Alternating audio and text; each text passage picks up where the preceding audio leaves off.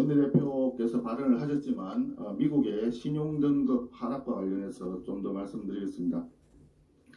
피치가 미국의 신용등급을 트리플 A에서 더블 A 플러스로 하향 조정한 이유가 이렇습니다. 첫 번째, 반복적인 정치적 대치 상황으로 인한 재정 거버넌스의 약화. 두 번째, 재정 적자의 증가. 세 번째, 정부 부채의 증가. 네 번째, 사회보장 지출 증가 등 중기 재정 우려. 이렇게 네 가지를 지적했습니다. 피치가 미국의 신용등급을 하향 조정한 것이 타당한지 여부는 여기서 논외로 치지만 이러한 네 가지 이유에 대해서는 우리나라가 새겨들어야 될 부분이라고 저는 판단하고 있습니다. 먼저 우리나라에서도 절대 다수당인 더불어민주당의 발목 잡기와 만사 정쟁화로 인해서 재정 거버넌스 약화 우려가 대단히 큽니다.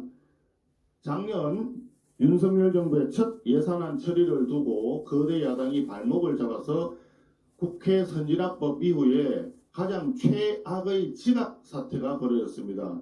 크리스마스 이브 새벽에 겨우 예산안이 처리가 되었습니다. 금년에도 내년도 총선이 있어서 예산안 처리가 또다시 지각 처리되지 않을까 하는 걱정이 대단히 많습니다. 두 번째로 재정적자 문제입니다. 기존에 2010년부터 2018년까지 계속 통합재정수지 흑자 행진을 해왔는데 지난 문재인 정부 기간 동안에 통합재정수지가 무려 129조 원이나 적자를 기록한 바 있습니다. 국가채무도 마찬가지입니다. 건국 이래 70년간 쌓였던 국가채무가 2017년 기준 660조 원 수준이었는데 문정부 임기가 끝난 2022년 기준으로는 1067조 원입니다. 무려 61%가 급증하였습니다.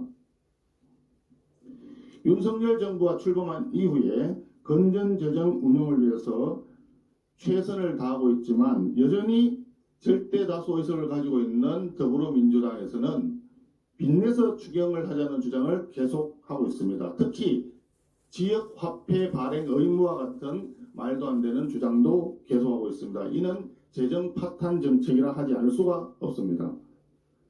마지막으로 중기재정 문제도 걱정입니다.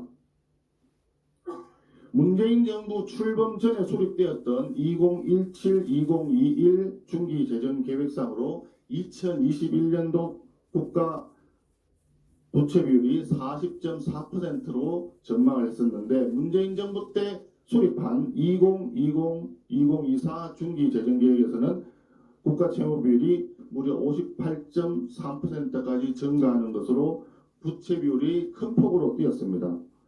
여기에다가 사회보장지출 부담도 매우 커지고 있습니다. 문재인 정부 때 문재인 케어라면서 건강보험 보장성을 무턱대고 대폭 확대하다 보니 건보재정이 악화되었고 그 결과 국민들의 보험료 부담이 증가되었습니다. 거기에다가 고령화에 따른 장기 요양보험 지출도 12조 5천억을 넘어가는 등 앞으로 향후에 있을 사회보장 지출은 지속적으로 급증할 것으로 예상이 되는 상황입니다. 이렇게 우리나라 경제 재정 상황은 피치가 미국의 신용등급을 하향 조정한 그 네 가지 문제에 우리나라가 직접적으로 동일한 상황, 오히려 더 문제가 심각한 상황이라고 보지 않을 수 없습니다. 그럼에도 불구하고 민주당이 계속해서 빚내서 추경을 하자, 지역화폐 발행을 의무화하자, 현금을 살포하자 이런 재정 파탄성 주장을 하고 있고 특히 재정준칙은 지난 문재인 정부 때도 정부에서 재정준칙을 도입하기 위한 국가재정법 개정안을 발의를 했었지만 여전히 더불어민주당에서 반대함으로써 재정준칙 도입이 지금 지지부진한 상태입니다. 이재명 대표의 사법 리스크 현실화, 전당대회 돈봉투 사건, 김남국 의원의 코인 사건에 대해서 당내 문제를 해결하려고 꾸린 혁신위 위원장의 노인 평화 발언까지 민주당의 암담한 상황을 모르는 것은 아니지만 그렇다고 국민의 민생과 국가의 존립마저 좌우하는 국민 경제와 재정 운용의 발목을 잡아서는 안 될 것입니다. 이재명 대표와 더불어민주당이 재정의 파탄적인 주장과 몽리를 계속하면 결국 더불어민주당 자체가 우리 경제의 리스크가 될 것이라는 사실을 잊지 말고 재정 건전화와 경제 회복을 위한 윤석열 정부의 국정 운영에 적극 협조해 주실 것을 촉구합니다.